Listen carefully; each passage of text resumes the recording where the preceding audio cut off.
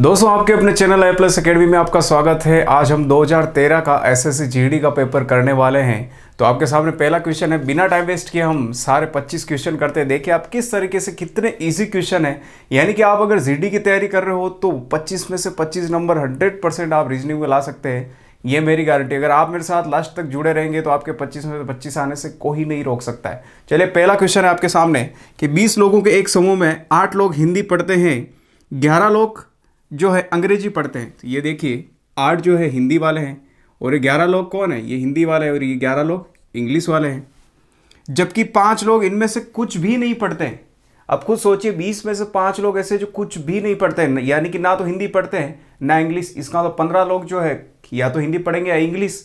तो इसका मतलब क्या है, ये दोनों पढ़ने वाले कितने हैं, 11 और 8 19 हो गए।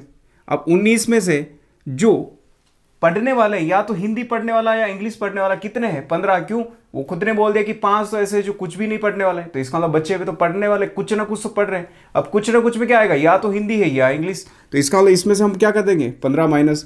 तो अब क्या आएगा, 19 में से 15 गए तो 4। अब ये 4 कौन है, जो दोनों पढ़ते हैं। क्यों, 15 तो वो थे जो या तो हिंदी पढ़ रहे थे या इंग्लिश। अब इनमें से जब मैंने 15 में से माइनस कर दिया 19 में से 15, तो कितना बच गया, 4। अब ये 4 कौन है, जो क्या कर रहा है, हिंदी भी पढ़ रहा है और इंग्लिश भी पढ़ रहा है। तो बस यही पूछा है तुम्हें, कितने लोग हिंदी और अंग्रेजी दोनों पढ़ते हैं। तो 4 लोग पढ़ते हैं। यानी आपका ऑप्शन है सी वाला आपका ऑप्शन करेक्ट है, 4 वाला। तो आप बिल्कुल निश्चिंत रहे, ऐसे बहुत अच्छे से हम क्वेश्चन करेंगे। विद इन 2 सेकंड के अंदर आपके क्वेश्चन जो है सोल्व होने वाले हैं। ठीक है ना। तो सिर्फ आप मेरे साथ बने रहना। ये सिर्फ ट्रेलर है कि मैं बता रहा हूँ कि क्वेश्चन कैसे आते हैं। ठीक है ना। चलते हम दूसरे क्वेश्चन पर। हमारा दूसरा प्रश्न है, हाँ, इसके अंदर आपको ये दे रखा है, 3 अलग अलग गोले दे रखे हैं इसके अंदर। ये इस प्रकार से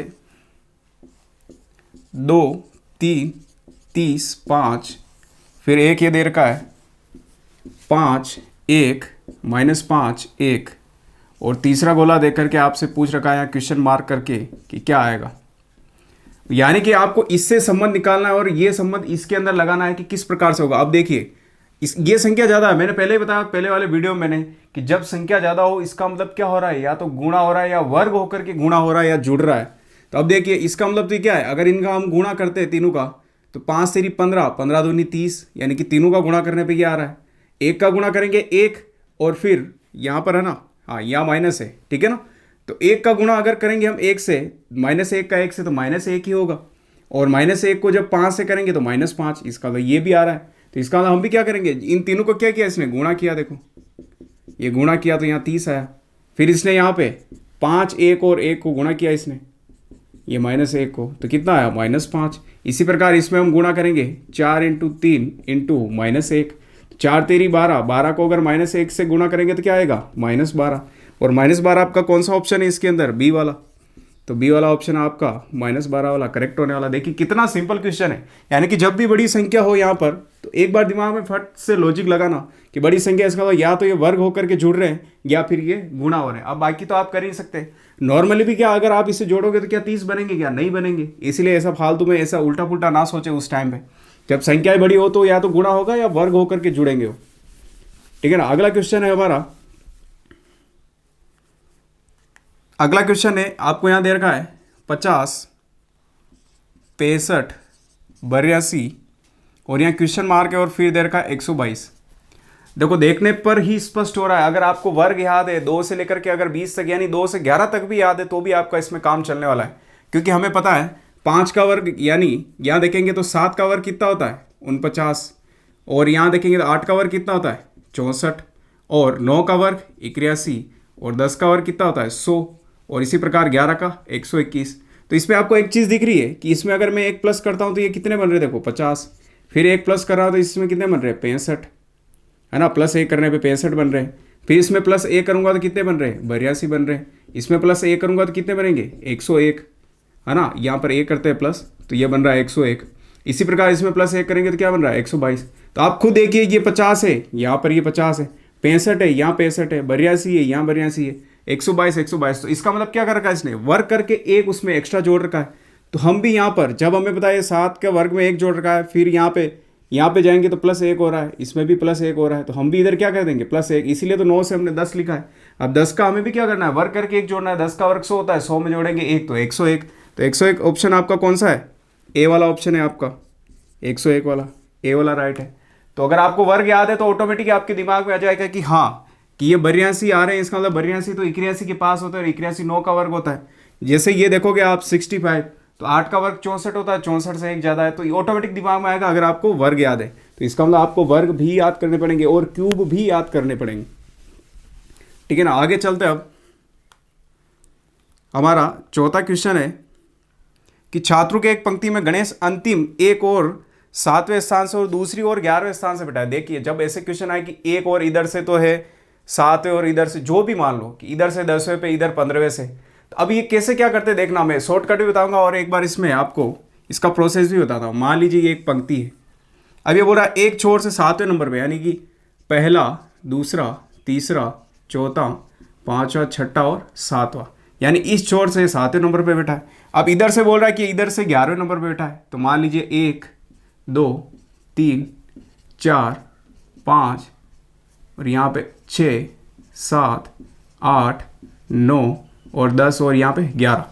अब ऐसे बोल रहा है कि इधर से तो 11वें नंबर पे बैठा है, यहाँ पर इस जगह पर है ना, यहाँ पर 11 है, और इधर से बैठा है 7वें नंबर पे। तो अब ये बोल रहा है कि इस पंक्ति में जो है कुल छात्रों की संख्या क्या है। अब खुद सोचिए कि अगर यहाँ से मैं चला तो 7 और इधर से आया मैं तो 11, तो आप खुद सोचिए जब ये बालक यहाँ पे यानी कि गणेश, इधर भी हम गए तो गणेश को जोड़ दिया, इधर से भी जोड़ दिया। अब एक व्यक्ति को हमने 2 बार जोड़ा, इसका मतलब क्या करना है, हमें 1 माइनस करना पड़ेगा वापस, क्योंकि इधर से भी 1 जोड़ दिया, वापस इधर से भी 1 जोड़ दिया। गणेश को इधर से भी जोड़ा हमने, इधर से भी गणेश को जोड़ा है, तो इसका मतलब क्या है, जो भी पंक्ति में व्यक्ति होंगे उसमें से 1 माइनस कर देंगे। क्यों कि गणेश को 2 बार जोड़ा है, तो 2 बार जोड़ा है तो 1 को हटाने के लिए हम क्या करेंगे, 1 माइनस करेंगे। तो इधर कितने थे 7 और उधर से कितने थे 11, तो टोटल कितने हो रहे हैं 18, और 18 में से हम 1 माइनस करेंगे तो टोटल कितने हैं 17।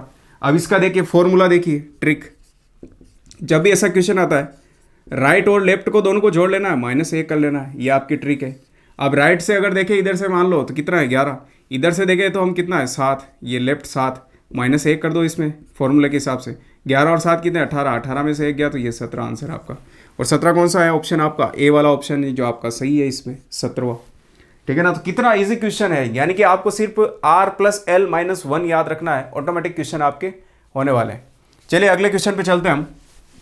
आप बिल्कुल निश्चिंत रहे, रीजनिंग और मैथमेटिक्स कराने की गारंटी मेरी है ना, आप सिर्फ मेरे साथ पढ़ते रहे, मजे मजे में बहुत कुछ सीख जाओगे आप। 5वां है अनसुलझे समीकरण का सही उत्तर ज्ञात कीजिए। यहाँ देर का है 5 × 6 × 3 बराबर 356, फिर देर का 1 × 0 × 5 बराबर 510, फिर देर का है 5 × 6 × 7 बराबर कितना होगा। तो ऑप्शन में आपके पास 567, 657, 210 और डी ऑप्शन है 756। यहाँ पर अगर आप थोड़ा सा भी कॉमन सेंस रखेंगे, आपको पता है कि अगर ये गुणा कर रहा होता तो 0 का गुणा इनसे होता तो क्या 0 ही आता ना यहाँ पे, तो लेकिन 510 आ रहा है। और एक चीज़ और देखोगे तुम, जितनी ये संख्या है सेम टू सेम वही संख्या इधर आ रही है, बस इधर उधर हो रही है, उनका अरेंजमेंट चेंज हो रहा है।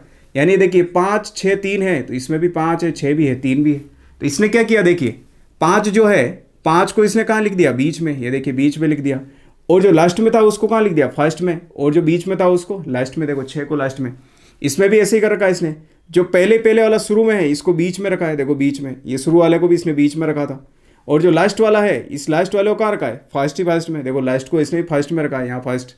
तो हम भी क्या करेंगे, फर्स्ट वाले को कहाँ रखेंगे, बीच में, तो ये रख दिया बीच 5, और जो लास्ट में 7 है उसको कहाँ रखेंगे हम, आगे आगे, और ये बच्चे बीच वाले को कहाँ रखेंगे, लास्ट में 56। तो 756 कौन सा है, ये वाला।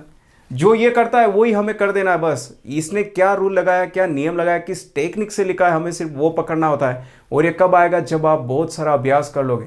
एक बार अगर आप, ये आपका लेवल अभी यहाँ पे, थोड़ा इस लेवल पे आकर के आप मेहनत करके फिर रुक भी जाओगे ना, तो ऑटोमेटिक आपके क्वेश्चन सही होंगे, क्योंकि आपको पता है कि इस तरीके से करने से आंसर आते हैं, तो ऑटोमेटिक आपका दिमाग चलेगा, आपको सोचने की जरूरत नहीं पड़ेगी उसमें।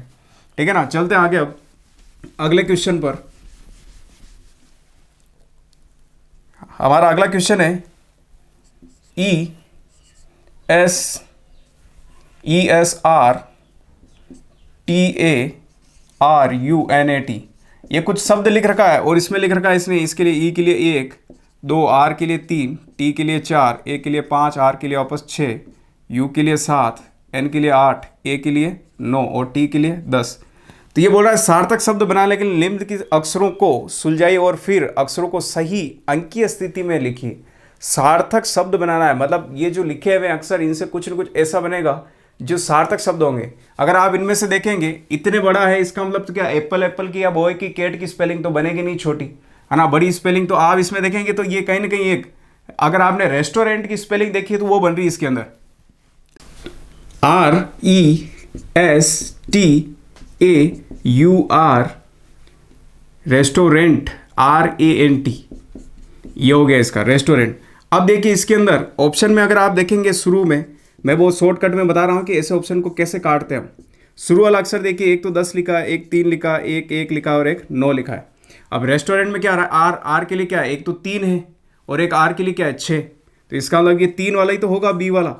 क्या यहाँ पे 6 दे रखा है, कहीं और नहीं दे रखा है, तो इसका मतलब आगे हम चेक ही नहीं करेंगे। फिर भी अगर आप चाहते हो कि बी वाले को चेक करो जो आपको स्क्रीन पर दिख रहा है, आगे देख लो आपस। ई के लिए क्या 1 है, तो ई कहाँ पे है, ये ई के लिए 1 आ जाएगा, ये 1 आ गया। फिर एस के लिए क्या पे 2 है, तो ये 2 आ गया। फिर टी है, टी के लिए यहाँ पे क्या है, इसके अंदर आगे सीरीज में देखें हम तो 4 आ रहा है सीरीज में, तो हम भी यहाँ 4 लिख देंगे, 4 है। फिर टी वाला हो गया। ए के लिए यहाँ पे क्या है, एक तो 5 है और एक 9 है, तो बी वाले में क्या आ रहा है, देखिए 5 आ रहा है, ये 5 लिखा है इसने। फिर इसके बाद यू के लिए देखिए यू अकेला है यानी 7 आएगा, ये 7। फिर आर अब बचा हुआ क्या है, एक आर के लिए तो हमने लिख दिया 3, तो बचा हुआ है 6 है, तो 6 आएगा यहाँ पे। फिर ए है, ए के लिए एक ने हमने लिख लिया 5, तो बचा हुआ एक 9 है, ये 9 आ जाएगा। इसके बाद एन कौन सा है, 8 आ जाएगा। और टी, और ये टी तो किसके लिए है, एक तो यहाँ पे 10 वाला का यूज़ नहीं आया अभी तक, टी सिर्फ 4 वाला यूज़ आया यहाँ पे देखिए, तो एक टी ये बचा तो क्या आ जाएगा 10। तो ये देखिए यही तो है हमारा, यानी कि बी वाला ऑप्शन। तो मुझे बताओ क्या इसकी ज़रूरत थी क्या पीछे निकालने की, नहीं थी, 1% भी इसकी ज़रूरत नहीं थी। क्यों, क्योंकि आगे वाला शब्द ही हमने पकड़ा था, इसमें 3 आ रहा है, आर के अंदर 3, क्योंकि आर को हम किस तरीके से लिख सकते हैं, या तो 3 या फिर 6। तो अब खुद देखिए आगे वाले अक्षर में 6 तो कहीं है ही नहीं, 6 होता तो फिर दोनों ऑप्शन में से कोई एक चांस रहता, सिर्फ 3 ही है, इसका मतलब तो यही तो राइट होगा, बाकी को तो चेक ही नहीं कर रहा था। तो इसलिए अगर आप लगातार प्रैक्टिस करेंगे तो आपको खुद को पता चल जाएगा ऑप्शन किस में काटना है और किस में तुरंत 1 सेकंड आधे सेकंड के अंदर आप उत्तर दे सकते हैं। तो कितना बड़ा क्वेश्चन था, अजीबोगरीब, लेकिन विद इन आप 2-3 सेकंड या 4 सेकंड के अंदर ऐसे क्वेश्चन को आप आराम से इजीली सोल्व कर सकते हैं। चलते हम अगले क्वेश्चन पर। अगला क्वेश्चन आपके सामने है, ये बोल रहा है कि डिक्शनरी है, एक शब्द लिखा हुआ है, डिक्शनरी को जो है ये कुछ अपने कोड में लिखता है, डिक्शनरी, इसको इसने लिखा है 5 4 7 9 4 8 2 3 6 1, ये इस तरीके से लिखा है इसने। तो अब ये बोल रहा है कि YARD को क्या लिखा जाएगा। जब ऐसा प्रश्न आता है, जब सारे जो शब्द है इसमें मिल जाते हैं तो फिर आपको कुछ भी नहीं करना है, सिर्फ जो इसने कोड लिखा है आपको वही लिख देना है। देखिए y जो है यहाँ पर, ये y यहाँ पर भी है। a की मैं बात करूँ तो a देखो यहाँ पर है, r की बात करूँ अगर मैं, r यहाँ पे है, d की बात करूँ तो d यहाँ है, सारे शब्द मिल गए। तो अब आपको कुछ भी नहीं सोचना है। y के लिए इसने क्या लिखा था, ये 1 लिखा था, हम भी 1 लिखेंगे। फिर a के लिए इसने क्या लिखा था 3, हम भी 3 लिखेंगे। फिर r के लिए इसने क्या लिखा है 6, हम भी 6 लिखेंगे। डी के लिए क्या लिखा है 5, तो हम भी 5 लिखेंगे। यानी कि 1365, 1365 किस में आपके, डी वाला ऑप्शन, ये डी वाला ऑप्शन 1365। कितना इजी क्वेश्चन है, नॉर्मली आप विद इन आप इसको 2-3 सेकंड के अंदर कर सकते थे, है ना। चलते हम हमारे अगले क्वेश्चन की ओर। अगला क्वेश्चन है कि निम्नलिखित में से संबंधित शब्द संख्या को चुनिए। यानी कि हमें इसमें से कुछ संबंधित, यानी कि इनका संबंध किस प्रकार से, जैसे देर का है 8वां क्वेश्चन है, शिक्षक जो है स्कूल, यानी शिक्षक का संबंध स्कूल से, यानी कि शिक्षक स्कूल में पढ़ाता है। तो यहाँ पे नर्स है, नर्स किससे संबंधित है, नर्स कहाँ रहती है, अस्पताल में, तो अस्पताल हो जाएगा यहाँ पर। यानी कि इसका ऑप्शन कौन सा होगा 8वें में, डी वाला ऑप्शन होगा। और 90 की बात करूँ मैं, तो 90 के अंदर ये बोल रहा है अगर 11 को मैं 1331 लिखता हूँ तो 9 को क्या लिखूंगा। अब आपको क्यूब अगर घन याद है आपको ऑटोमेटिक पता चलेगा कि ये 11 का घन होता है, 11 का क्यूब होता है 1331। इसी प्रकार हमें 9 का क्या करना है, क्यूब। क्यूब का मतलब होता है कि उसी संख्या को 3 बार गुणा करना है, यानी कि 9 इंटू 9 इंटू 9। अब आप गुणा करोगे तो 9 में 9 81 तो ये होता है। अब 81 को आप 9 से गुणा कर लो, अब ये 9 आ जाएगा, 8 9 72, 8 9 72 है ना, यहाँ लिख देते हैं ये 72। तो कौन सा ऑप्शन हो रहा है, 729 इसके अंदर, सी वाला ऑप्शन, सी वाला सही है। आप बोलोगे सर किसी किसी बालक होगा ऐसा उसको घन के बारे में नहीं पता होगा, तो आप निश्चिंत रहें, मैं आपको सभी चीज़ पढ़ाऊंगा। यानी कि अब ये देखिए यहाँ पे 11 है, 11 को भी आप देख लीजिए, 11 को 3 बार गुणा कर लीजिए आप। अगर 2 बार करते तो 121 आता है, फिर एक बार और कर लीजिए इसमें गुणा, तो कितना आएगा 121, और यहाँ पर 121। अब यहाँ पे इसको क्या करना है, हमें जोड़ना है, आप जोड़ दीजिए, 1 3 3 और 1, ये देखिए 1331 वापस आ गए। तो इसका मतलब 11 का ये घन है। इसी प्रकार 9 का घन क्या है, 729 है। तो आपको घन अगर याद होगा, अब ये मुझे आइडिया कैसे आया, या आपको कैसे आएगा, जब आपको घन पता होगा कि देखते ही पता चल जाएगा हाँ 11 का घन है। तो इसी प्रकार 9 का घन निकालना है, 729 आएगा, देखते ही विदिन 1 सेकंड का आपका आंसर था है ना। तो घन याद करना जरूरी है, वर्ग याद करना जरूरी है। इसी प्रकार अब आगे चलते हैं। हमारा अगला क्वेश्चन है, अब खिड़की ये बोल रहा है कि खिड़की जो बढ़ाई बनाता है तो मूर्ति को कौन बनाता है, तो मूर्ति को तो मूर्तिकार बनाता है। तो इसके अंदर 10वें के अंदर ए ऑप्शन सही होगा आपका, ठीक है। अब 11वें की बात करूं मैं, तो ये बोल रहा है मनोविज्ञान जो है मन, इसी प्रकार अंक गणित क्या है, यानी कि मनोविज्ञान संबंधित है विषय मन से। इसी प्रकार अंक गणित जो किससे संबंधित है, अंक गणित, अंक यानी संख्या, तो संख्या संबंधित। तो 11वें के अंदर बी होने वाला है। इसी प्रकार अब चलते हैं 12वें के अंदर।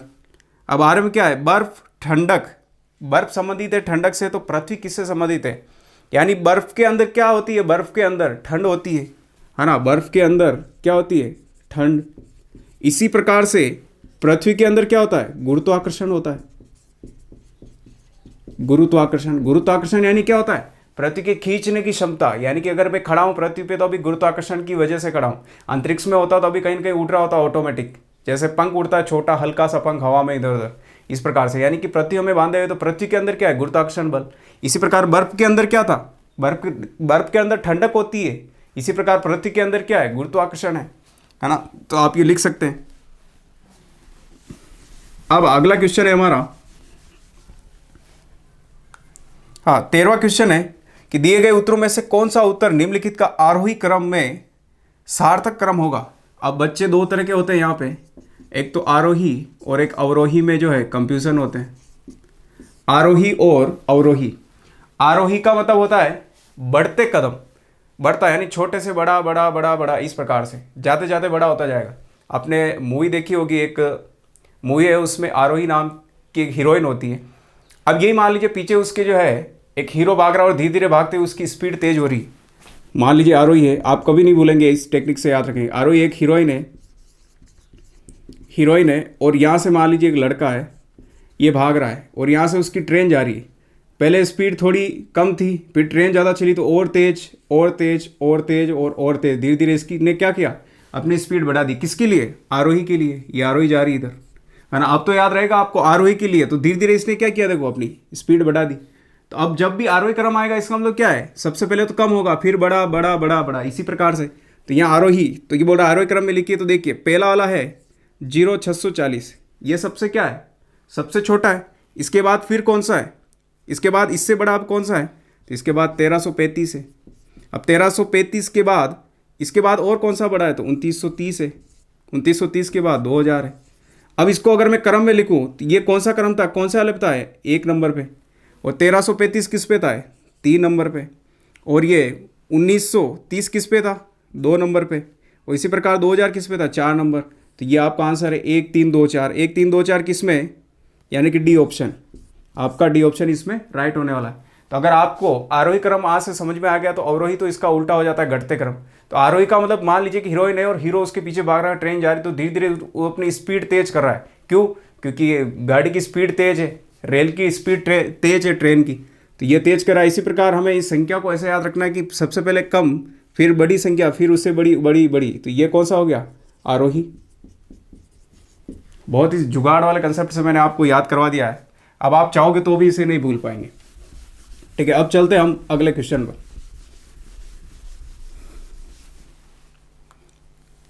हाँ, अगला क्वेश्चन है आपके सामने। ये बच्चे अक्सर इसमें जो है कंफ्यूज ही रहते हैं, मैं आपको आज इसका जुगाड़ ही बता देता हूँ। ये 3 इस प्रकार रिक्त स्थान है, डी एफ जी, और फिर यहाँ पर इस प्रकार से। आपको इसमें कुछ नहीं करना होता है, आप इससे एक बार कैलकुलेट करें कि कितने अंक हैं, यहाँ पर कितने संख्याएं हैं।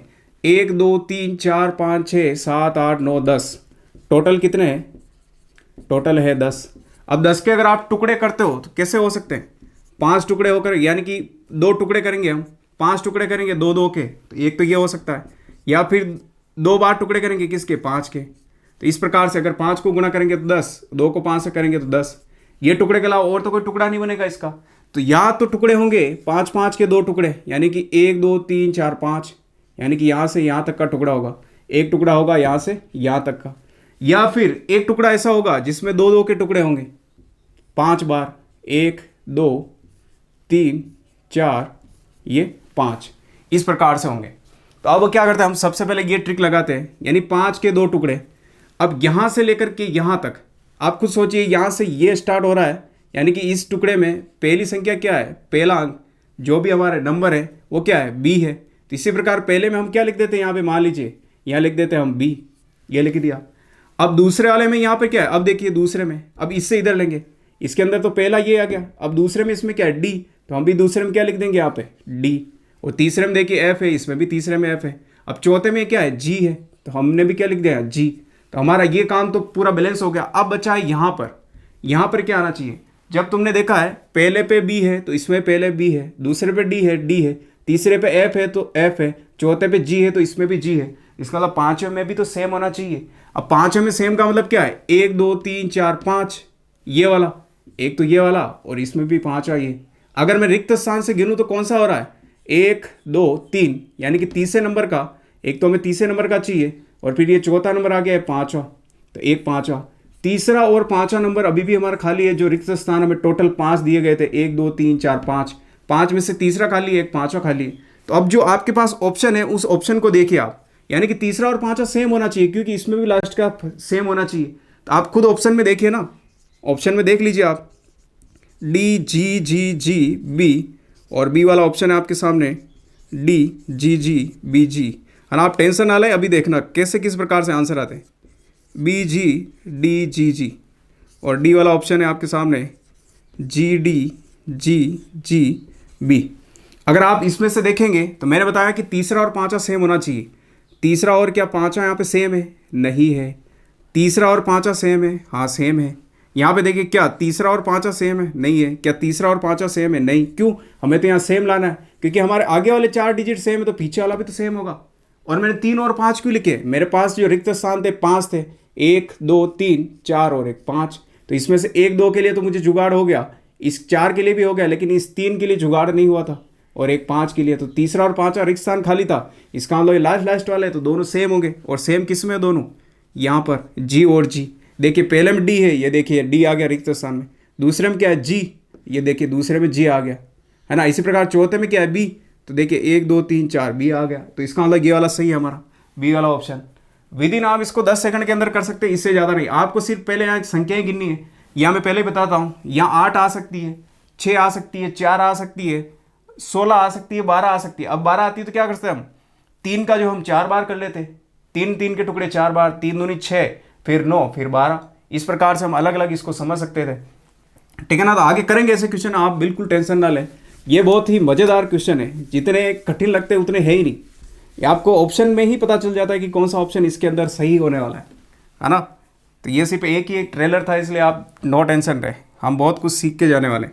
अब ये बोल रहा है कि निम्नलिखित प्रश्न में दिए गए विकल्पों में से विषम संख्या अक्षर चुनिए, है ना। 15 के अंदर अगर ए की बात करूँ तो इधर से उल्टा चलो मैं, तो देखिए इसके अंदर U for umbrella, V for van, W for watch और एक्स फॉर एक्समस, ये आ रहा है।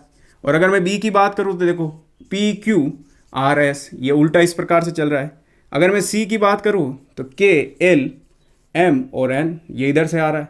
और अगर मैं डी की बात करूँ तो ए सी डी ई, तो ए बी आना चाहिए था यहाँ पे, यानी कि ये सबसे अलग है, यहाँ ही नहीं। यहाँ पे सिस्टम वाइज चल रहे हैं सब, यानी अगर इधर से देखें तो एक एक कम हो रहा है, इधर का कम हो रहे हैं।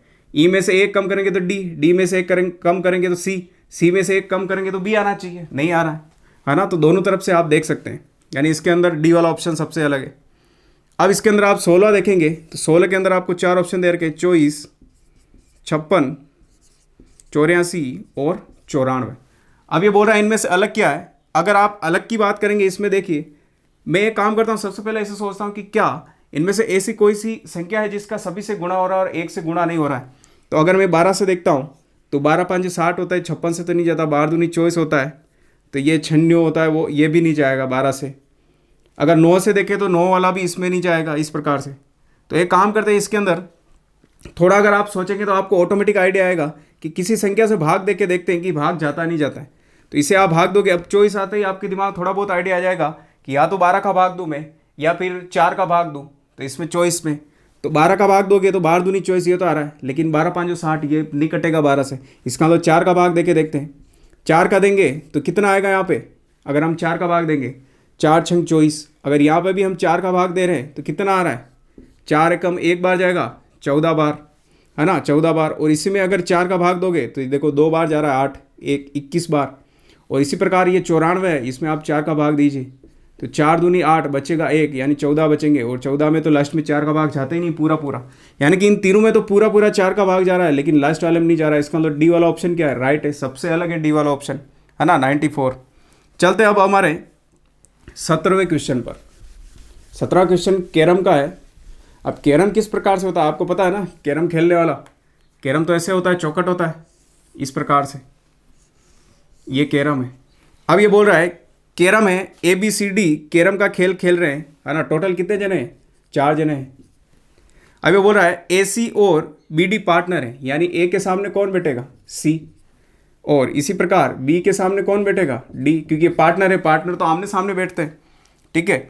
C जो है D के बाईं ओर है, C जो है D के बाईं ओर है। अब ये D है, इस D के या तो बाईं ओर, इस प्रकार से अगर D का मुंह नीचे है तो बाईं ओर कौन सा होगा। मैंने एक आपको दिखा रखा दिशा परीक्षण वाला, इसमें एक टॉपिक करा रखा मैंने वीडियो में यूट्यूब पे, उसमें मैंने सारी ट्रिक बता रखी। यानी अगर आप नीचे हाथ रखेंगे तो काला वाला पोर्शन होता है ब्लैक, यानी बायां उधर, और ये दही इस हाथ से इधर से खाते हैं तो ये दायां इधर। अगर ये इधर बैठा है तो ये बोल रहा है D के बाईं ओर। अब बायां यानी ब्लैक वाला पोर्शन, ये तो इधर बाईं ओर कौन बैठा है, D के, ये D के बाईं ओर कौन बैठा है, C, ठीक है ना। अब ये बोल रहा है जिसका मुख दक्षिण की ओर है, यानी कि D की बात कर रहा है कि इसका मुख दक्षिण की ओर है। अब D का मुख किधर है, दक्षिण की ओर, तो इसका मतलब D तो यहाँ बैठा है, इसका मुंह देखो ये दक्षिण की ओर, नीचे दक्षिण कहाँ होता है, यहाँ होता है दक्षिण, है ना। तो यहाँ बिठा देते हैं इसको। अब इसका मतलब D का पार्टनर कौन है, D का पार्टनर हमें पता था अभी B था, यहाँ B, ये देखिए इसमें लिखा हुआ है कि B जो है D का पार्टनर है। इसका मतलब D के सामने कौन बैठा है, D, ये D और B एक दूसरे के सामने बैठे। अब आगे अगर बात करूँ तो इसका मतलब क्या है, A और C जो है आमने सामने। अब इसके बाईं तरफ कौन बैठा है, इधर बाईं तरफ C बैठा है, तो C का पार्टनर कौन है, A, तो A तो यहाँ बैठेगा। तो अब ये बोल रहा है कि A का मुख किस दिशा में होगा। अब A का मुख तो देखो इधर होगा, तो इधर कौन सी दिशा होती है, ये तो पूर्व होती है, ये ऊपर उत्तर होती है, और इधर कौन सी होती है, पश्चिम। तो इसका मतलब हमारा ऑप्शन कौन सा हो जाएगा, इधर इस साइड वाला मुँह, ये पूर्व दिशा। तो पूर्व दिशा वाला कौन सा ऑप्शन है इसमें, C। इसमें आपका C आंसर राइट है ना। तो इस प्रकार से दिशा वाला अगर आपको पढ़ना है कि दिशा किस प्रकार से देखी जाती है, तो प्लीज़ मेरा एक वीडियो है यूट्यूब पर, अभी लेटेस्ट 1-2 वीडियो के पहले मैंने अपलोड किया, उसे आप जरूर विजिट करें उस वीडियो को। आपको उसके बाद ज़िंदगी में कभी कंफ्यूजन नहीं होगा कि दाएं बाएं किधर से ले हम, ठीक है ना। चलते हैं हम अगले क्वेश्चन पर। उस उत्तर आकृति को चुनिए जिसमें प्रश्न आकृति निहित है। अब तीनों जो देखिए, तीनों आकृतियां दे रखी इसने, एक आकृति ऐसे दे रखी है, एक आकृति आपको इस प्रकार से दे रखी है, और एक चौकट दे रखी इस प्रकार से, ठीक है। अब ये बोल रहा है कि ये तीनों आकृतियां किसमें जो है ये बनी हुई निहित है कि उसी के अंदर है। तो देखिए पहला ऑप्शन है, पहला ऑप्शन इस प्रकार से है, ये A वाला ऑप्शन है। इसके अंदर अगर 1 और 2 इसको मानूँ तो देखो 1 और 2 ये दोनों यहाँ जम जाएंगे, और ये वाला तीसरा है, ये तीसरा यहाँ आ जाएगा। इसका मतलब पहला ऑप्शन ही राइट है। आप तीनों के अंदर जमा करके देखिए, आप जमेगी नहीं दूसरे में, यानी कि तीनों को उठा करके आप बनाएंगे तो सिर्फ ये आकृति बनेगी, ठीक है ना। अब चलते हम अगर 19वें क्वेश्चन पर। 19वां क्वेश्चन है हमारा, ये बोल रहा है कि निम्नलिखित में से कौन सा आरेख छात्र कॉलेज और स्कूल के बीच संबंध को सर्वाधिक सही दर्शाता है। अब ये बोल रहा है कि स्कूल कॉलेज, अब स्कूल और कॉलेज तो अपने आप में अलग होते हैं, तो क्या एक दूसरे टच में होंगे, नहीं। तो मान लीजिए ये तो हो गया आपका स्कूल, और ये हो गया मान लीजिए कॉलेज, ये हो गया कॉलेज। और ये बोल रहा है एक छात्र के बीच, तो छात्र मुझे बताओ या तो स्कूल में भी पढ़ सकते हैं, कॉलेज में भी पढ़ सकते हैं, तो मैं छात्र को यहाँ बीच में ले सकता हूँ ना। ये हो गया छात्र। क्यों? कि कुछ छात्र जो है स्कूल में पढ़ रहे होंगे और कुछ छात्र जो है इस कॉलेज में, यानी कि ये रहा ये छात्र और कॉलेज वाला ये क्षेत्र, तो कुछ जो है कॉलेज में ही पढ़ रहे होंगे। इसका मतलब ऑप्शन कौन सा है? बी। आप बोलेंगे सर ए वाला क्यों नहीं है, ए वाले में क्या मिस्टेक है? अगर मान लो इस प्रकार से होगा तो इसका मतलब तीनों एक दूसरे में मिक्स हैं, तो मिक्स है तो इसके अंदर तो ये भी आ रहा है कि भाई कुछ कॉलेज जो स्कूल है। क्या कभी ऐसा हुआ है कि कोई स्कूल जो है कॉलेज बन गया और कोई कॉलेज स्कूल बन गया? नहीं, अपने आप में अलग है। कॉलेज जो है हाई लेवल पे पढ़ाई के लिए होता है, स्कूल छोटे लेवल यानी 12वीं तक के लिए होता है। दोनों अपने आप में अलग है, तो दोनों कभी मिलेंगे नहीं एक दूसरे से, दोनों अलग है। कोई सा भी छोटा सा भी क्षेत्र नहीं मिलेगा, तो इसका मतलब यही होगा, है ना। तो इसका मतलब ये तो बिल्कुल भी नहीं हो सकता है। उम्मीद करता हूँ आपको समझ में आया होगा, और जिसको कम समझ में आया प्लीज़ टेंशन ना ले, हम इसमें पूरा डिटेल से एक एक चैप्टर को पढ़ने वाले। अब 20वां है, 20वें के अंदर आपको डायरेक्ट कथन दे रखा है। कथन दे रखा आपको कि हास्य कॉमिक पुस्तकों में चित्र होते हैं, है ना। कॉमिक पुस्तकें जो होती है उसमें चित्र होते हैं। अब कॉमिक का मतलब हास्य वाली, हास्य हंसने वाली, हास्य वाली में क्या होते हैं? चित्र होते हैं। अब ये आपका कथन है। अब ये निष्कर्ष में आपको पहला निष्कर्ष बोल रहा है कि सभी पुस्तकों में चित्र होते हैं। अब जरूरी थोड़ी है सभी में होते हैं, ये बोल रहा है कि कॉमिक हास्य में चित्र होते हैं। जो ये बोलता है हमें सत्य मानना है। अगर यहाँ पर तुम्हें लग भी रहा है, महसूस हो रहा है कि गलत है, फिर भी तुम्हें सत्य मानना है। जो ये देता है उसको हमें सत्य मानना है। तो पहला ये बोल रहा है कि सभी पुस्तकों में चित्र होते हैं, तो जरूरी तो नहीं है सभी में। क्यों? किसी में हो सकते हैं, किसी में नहीं हो सकते, है ना। दूसरी बात कर रहा है दूसरे वाले में कि पुस्तकों में चित्र हो भी सकते हैं या नहीं भी हो सकते हैं। बिल्कुल सही बात है कि पुस्तकों में जो चित्र हो भी सकते हैं किसी में नहीं हो सकते हैं। लेकिन एक पर्टिकुलर हास्य के लिए बोल रहा है कि हास्य में चित्र होते हैं, तो हास्य का जब भी आएगा उसमें हम मानेंगे हाँ भाई होते हैं। बाकी का तो इसने दिया ही नहीं, तो हमें पता है कि किसी में तो चित्र होते हैं, किसी में नहीं होते। ये बोल रहा है हास्य पुस्तकों से भिन्न पुस्तकों में चित्र नहीं होते हैं। अरे गलत है। क्यों? हो भी तो सकते हैं, जरूरी थोड़ी है। क्या मुझे बताओ, क्या सिर्फ हास्य जो पुस्तकें होती है उसी में चित्र होते हैं? दूसरी में भी तो हो सकते हैं, ठीक है ना। तो इसका मतलब क्या है? ये तो गलत है। ये बोल रहा है कि दूसरे में नहीं होते, होते हैं, तो तीसरा भी गलत है। कौन सा ऑप्शन सही है आपका? दूसरा। यानी कि केवल निष्कर्ष कौन सा निकलता है? सेकंड, यानी कि इसके अंदर बी वाला ऑप्शन है, ये आपका राइट है। मुझे पता है बहुत से बच्चों को, यानी कि 90% बच्चों को ये समझ में नहीं आया होगा, लेकिन आप निश्चिंत रहे, इसमें 5 अलग अलग केस होते हैं। अगर आप वो 5 केस याद रखते हैं तो एक भी क्वेश्चन आपके बाउंसर नहीं जाएगा, है ना। तो निश्चिंत रहे, आने वाले टाइम में हम कथन निष्कर्ष बहुत डिटेल से हम करने वाले हैं, ठीक है। अब आगे चलते हैं हम। अगला क्वेश्चन है हमारा 21वां क्वेश्चन। एक बार आप करें, देखिए ट्राई भी करना मेरे साथ। अगर मैं 21वें की बात करूं तो ये कुछ इस प्रकार से इसका डायग्राम है। ये 1 है, यहाँ पर 2 है और इधर 3 है। फिर यहाँ बता रहा है कि यहाँ पर क्या आएगा। अब देखिए, अगर आप इसमें से देखेंगे 1 से कितने बने? ये 1 था, कितने बने? 2। तो इसके यहाँ पे, है ना, 1 से 2 यानी 1 बढ़ गया। तो इसका मतलब इधर भी 3 से क्या हो जाएंगे? ये 3 है तो क्या हो जाएंगे? 4 हो जाएंगे। 4 बिंदियाँ हो जाएंगी। और 4 बिंदियाँ किस में? बी वाले ऑप्शन में। बी वाले ऑप्शन के अंदर ये 4 बिंदियाँ, 1 2 3 4। तो इसका मतलब आपका कौन सा ऑप्शन? बी वाला राइट है। अगर आप इधर से भी देखेंगे, अगर आप इधर से चाहो तो इधर से देख लो। 1 से कितने बढ़ गई? 3। तो 1 थी, 3 हो गई तो कितनी बढ़ी? 2। 1 में 2 बढ़ी तभी 3 हो गई। तो इसका मतलब 2 बढ़ रही है, तो इस ये वाले 2 में भी हम इधर से और 2 बढ़ा देंगे, तो ऐसे भी सही है। तो 2 में और 2 रखेंगे तो 4 हो जाएगा। 4 वाला यही ऑप्शन है, राइट होगा आपका आंसर, ठीक है। अब 22वें में चलते हैं। 22वां बोल रहा है कि ये जो आकृति दी हुई किस में निहित है?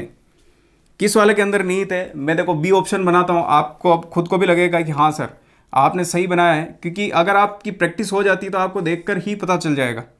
इसमें सिर्फ ऑप्शन काटने होते हैं, आपको ऑप्शन काटना आता है ऐसे क्वेश्चन में, तो विद इन आपके 2 सेकंड के अंदर ऐसे क्वेश्चन सही हो सकते हैं। ये मैंने बी वाला ऑप्शन बनाया है। और हमारी जो आकृति दी हुई है, हमारी आकृति कुछ इस प्रकार से दी हुई है हमें ऊपर प्रश्न के अंदर। यहाँ पर ये इस प्रकार से ये आकृति दी हुई। अब ये बोल रहा है कि ये आकृति किसमें निहित है। अब मुझे बताओ, पहला जो ऑप्शन है आपका, ए वाला ऑप्शन दे रखा है, उसमें ऊपर सिर्फ यही दे रखा है, ये वाला। अब जब ये वाला पोर्शन नहीं है, हमारा तो ये वाला पोर्शन है, और ए वाला ऑप्शन देखिए यहाँ पे है ही नहीं, तो ए वाला तो देखते ही गलत हो गया ना। सी वाले में भी नहीं है इस प्रकार से यहाँ पे, तो सी वाला भी गलत है, ये सी वाला भी गलत है। और डी वाले में भी देखिए यहाँ पे नहीं है, और हमें क्या चाहिए? ये वाला चाहिए, ये वाला पोर्शन, डी वाले में भी नहीं है तो डी वाला भी क्या है, गलत है। तो बचा हुआ क्या है, बी। बी में देखिए आप, अगर इसमें ये वाला है पूरा, ये देखिए ये पूरा है ना, ये वाला पोर्शन है इसके अंदर, बी वाले के अंदर, है ना। ये यहाँ पे मैंने गलत बना दिया थोड़ा, हमारा यहाँ से दिया हुआ है ना, इस प्रकार से यहाँ से। तो आप खुद देखिए ये वाला जो ऑप्शन है, ये वाला यहाँ पर ये देखिए ये मिल रहा है। और अगर इस लाइन की मैं बात करूँ, हाँ इस लाइन की अगर मैं बात करूँ तो ये लाइन देखो यहाँ पर मिल रही है इस प्रकार से, और इसके बीच ये जो लाइन है यहाँ मिल रही है, इसका मतलब, और ये लाइन जो बची हुई है यहाँ, तो पूरा जो ये है पूरा चित्र इसके अंदर है, छुपा हुआ है। तो बस छुपी हुई आकृति निकालनी, यानी ऑप्शन काटना सीखना है। अभी हमने देखा था यहाँ पर ए सी और डी ऑप्शन को काट दिया तो बचा क्या था, बी। तो ऐसे क्वेश्चन में अक्सर आप ऑप्शन काटना सीखिए, आपके विद इन 3 या 4 सेकंड के अंदर आपके आंसर आ जाएंगे इसमें। चलते हम हमारे अगले क्वेश्चन की ओर। हमारा क्वेश्चन है 23वां। अब 23वें के अंदर इसने क्या किया, इसके पास पेपर है, इस पेपर को इसने ऐसे मोड़ दिया, यानी कि ये पेपर था, इसने यहाँ से इधर मोड़ दिया ऊपर की ओर, तो ये वाला पोर्शन बच गया, है ना। पूरा पेपर पहले ऐसे था इसके पास, तो इसने आधा क्या किया, ऊपर मोड़ दिया। अब मोड़ने के बाद भी तीसरे नंबर पे इसने क्या किया, वापस इधर मोड़ दिया, तो इधर मोड़ेंगे तो कितना बचेगा, यही तो बचेगा। अब तीसरे नंबर पे ऐसे मोड़ करके इसने क्या किया, 2 छेद कर दिया यहाँ पर, ये छेद। अब जब भी ऐसे छेद करे आपको सिर्फ वापस उल्टा चलना है। अगर यहाँ से वापस यहाँ जाओगे तो ऐसे खोलना पड़ेगा इसको, ये से खोलोगे तभी ये बनेगा।